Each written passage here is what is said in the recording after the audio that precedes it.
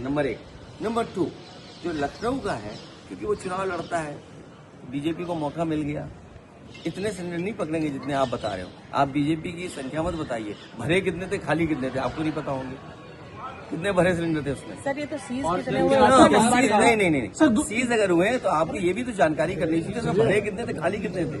अखिलेश एक सवाल उत्तर प्रदेश पुलिस परीक्षा में जिस तरीके से काशीराम जी को भारत रत्न देने की बात सरकार कर रही उत्तर प्रदेश पुलिस परीक्षा में जिस तरीके से ऐसे कैसे बता पाऊंगा मैं? काशीराम जी को भारत रत्न देने की बात सरकार कर रही है। जो सवाल पूछे गए कि अवसर के अनुसार बदलने वाले ऑप्शन में पंडित नाम दिए गए, ये बीजेपी जानबूझ करके कराती है।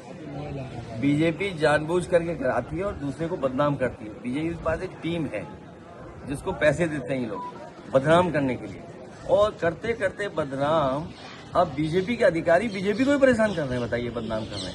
कोई ब्राह्मण समाज के बारे में ऐसा लिख सकता है? बताइए आप।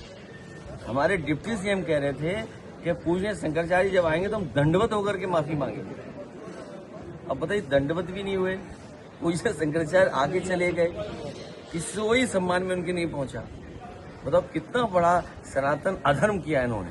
काशीराम जी के लिए भारत रत्न की बात सरकार ने की है क्या? मान्यवर काशीराम जी को और समाजवादी पार्टी ने एक समय पर मिलकर के देश को एक नई दिशा दी थी। आपको याद होगा, नेताजी और उस समय बहुजन समाज पार्टी के नेता काशीराम जी ने मिलकर के भारतीय जनता पार्टी का मुकाबला किया था और भारतीय जनता पार्टी को हरा दिया था। उसी के बाद भारतीय जनता पार्टी अपने हर कार्यक्रम में बाबा साहब भीमराव अम्बेडकर जी की तस्वीर ले आए। आप पता करिए ये बात।